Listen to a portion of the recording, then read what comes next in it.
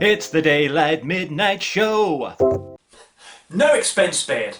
Hello and welcome to the Daylight Midnight Show. My name is Greg and let's face it, I'm a bit chubbier than I was before Christmas.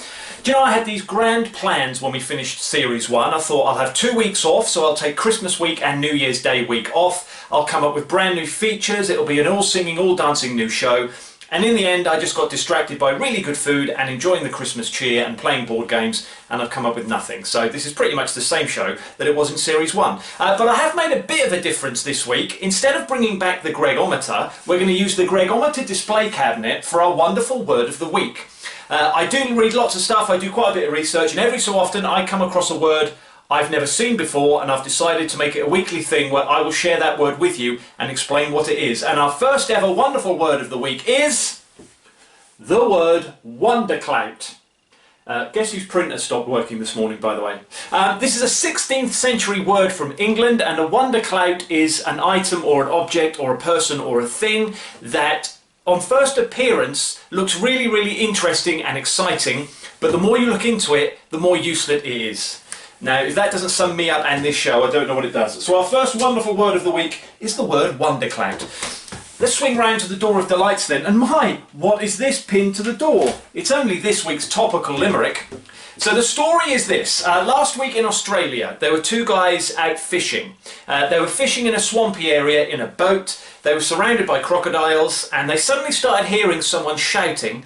So they paddled around the next bend in the river, and they found a guy who'd basically set up home in a tree. He'd built himself like a little nest with branches and leaves. He was completely naked. He was covered in cuts and bruises, and he'd been eating snails to survive. So they rowed over to him, they got him in the boat. In a real nod to cultural stereotyping, he asked them for some fresh water, and they gave him a bottle of beer. They rowed him back to shore, and it turned out he'd escaped from police custody, binned his clothes so they couldn't trace him, and then got stuck in this crocodile-infested swamp and hidden in the tree to keep away from them. So a limerick about this then. An Australian fisherman dude found a tree-dwelling guy in the nude. He was tempting the crocs by displaying his rocks, and the fish thought his maggot was food. I'm in a good mood, so I'm going to give that a B+.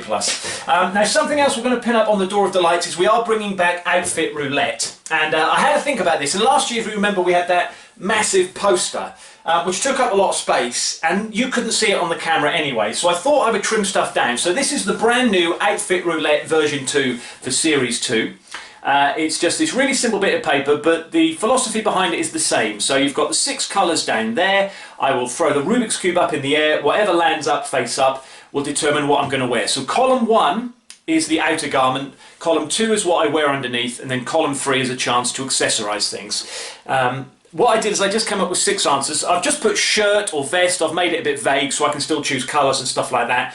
And then I put them in alphabetical order to really randomise it. So what I'm going to do, because you won't be able to see it clearly every week, I'm going to hold it up there still so you can see it. So in the future, if you think I'm lying about what I've rolled for outfit roulette and decided what to wear myself, you can rewatch this episode and you can pause it at this point. And you can have a check on there. So let's get that up on the door of delight. So we'll put that in between our show mascot, Pogo Dave Penguin, and our house rules. And we'll do this for the first time at the end of this episode. So from that, let's move on to the brown folder, which is coming back for season 2, and of course has its own theme tune.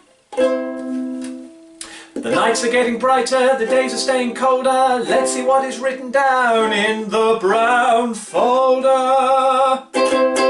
That's a work in progress. So this was my little brown folder. I keep this with me most of the time, and I just write little notes down in it about things I'd like to talk about, and then we open it up on a Friday and go through it together. So this week, point number 1, mention where I'm going after the show. Oh yeah, I've got an appointment to donate blood this afternoon, which gives me a chance to do my usual rant about people that don't donate blood. I'll keep it as quick as I can, because I think I did this before in Series 1. You give up an hour and a half of your time, you have a little bit of discomfort when they put the needle in, you're laying down most of the time, you're really well cared for, and by doing that you can save someone's life. Go and do it. Feedback from last week, I enjoyed doing appearance roulette because I don't like choosing my own appearance. Oh yeah, I thought I had this bright idea over the weekend where maybe I could actually do that for every feature of the show. So, do I sit behind a desk or not? Well, we could flip a coin to decide that. Which features will we bring back? That could be a lucky dip. And I just started planning the whole show based around randomness and chance, and I thought, what I'm doing is I'm giving up my own ability to make decisions, and the more I do that, the worse I'm going to get, and I could see myself going down this dark hole, so I decided not to do it. So instead I did this. I spent some time doing a little bit of research online. There were 23 episodes in season 1 of the Daylight Midnight Show. So this is episode 2 of season 2, which means it's episode 25 in total. So I thought I'd look up some facts about the number 25. Here we go. 25 is the name of an album by Adele, of course, but it's also the name of albums that were recorded and released by the following artists: a-ha, Blues Traveller, Harry Connick Jr., Oyster Band and Patty Larkin. In the world of mathematics, 25 is apparently the smallest aspiring number. What is an aspiring number, I wondered, so I looked it up. It's a composite non-sociable number whose aliquot sequence does not terminate. What's an aliquot sequence, I wondered, so I looked it up. A sequence of positive integers in which each term is the sum of the proper divisors of the previous term. What's a positive integer, I wondered? Well, it's basically a number that's above 0. So that this is how I lose whole afternoons of my life. I start looking at something, I disappear down this research rabbit hole, and this also explains why I hate maths. Because the more simple it becomes, the more they make up new stuff to complicate it. I blame my maths teacher at school. So I then looked up stuff that happened in the year 25 AD.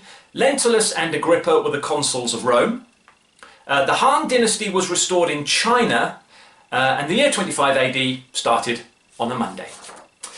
So with that, let's actually do Outfit Roulette, because I've got this nice shiny new item up on the board, so let's use it for the first time. Now, not having the desk in front of me this week, I can't really roll this, so I'm going to throw it up in the air like that, and then I'm going to keep my eyes closed, and I'm just going to randomly spin it like this, so you can keep your eyes on top of what I'm doing, and then I will at a random point do that and tilt it towards you. So that is red. So next week I will be wearing nothing over the top. I've decided to put nothing in. Oh, please don't be nothing underneath as well. I hadn't thought of that when I was putting the new thing together. I thought it'd be fun sometimes if I'm wearing a jacket with nothing underneath, or sometimes wearing a t-shirt without a jacket over the top. If I roll nothing for both of them, it's going to be a horrible show. That's red as well, which thank goodness is a shirt.